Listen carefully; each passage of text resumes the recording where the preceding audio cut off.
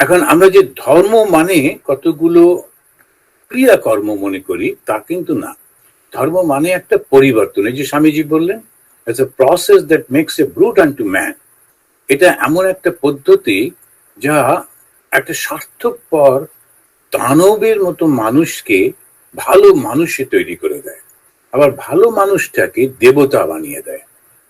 এই শরীরটা পাল্টাচ্ছে না, শরীর তো ঠিকই থাকে, শুধু চিন্তাটা পাল্টে যায়, মনটা পাল্টে যায়, আর কিছু না। ভালো মানুষ আর খারাপ মানুষের পার্থক্য তো এইটাই। ধর্ম কি করে মানুষকে ভালো করে দেয়। এই ভালো করে দেওয়াটা কি কিভাবে হয়, কতগুলো গুণকে তার মধ্যে দিতে হয়। প্রথমটাই হচ্ছে ধৃতি। ধৃতি মানে হচ্ছে সৎ বুদ্ধি। তারপরে ক্ষমা, ক্ষমা করবার যে এক ক্ষমতা সেটা সকলের থাকে না। দম, সে নিজেকে সংযত করতে পারে।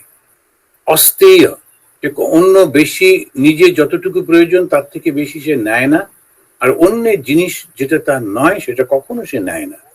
শৌচম, পরিষ্কার পরিচ্ছন্ন থাকা, এমনি বাইরের এবং অন্তরের। আত্মবিনিগ্রহ, মনের মধ্যে নানান রকমের চিন্তা আসতে থাকে, তো সেইগুলোকে সংযত করাই হচ্ছে আত্মবিনিগ্রহ।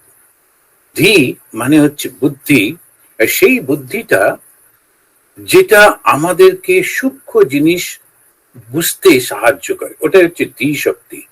ধী শক্তি না থাকলে আধ্যাত্মিক জিনিস বুঝতে পারে না। একজন লোক সে খুব একটু দান টান করে, রামকৃষ্ণ মিশনে বা এখানে ওখানে পয়সা আছে ওটা দিচ্ছে, কিন্তু ফলটা কি হয়েছে, ও দান না করলেই ভালো ছিল, তো দিয়ে ভীষণ অহংকার হয়েছে।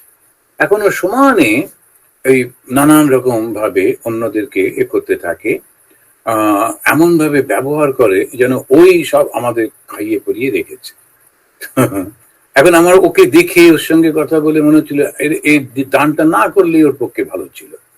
দান করে ওর মধ্যে একটা অহংকার এসছে, আর অহংকারই পাপের আসল মূল। তা কোনো কাজে লাগছে না, ওর দানটা কোনো কাজে লাগছে না। তো এইটার জন্যই হচ্ছে ধী শক্তিটা দরকার হয়। ধী শক্তি ওই বিচারটাকে দেয়, আচ্ছা আমি যে দান করছি কেন করছি।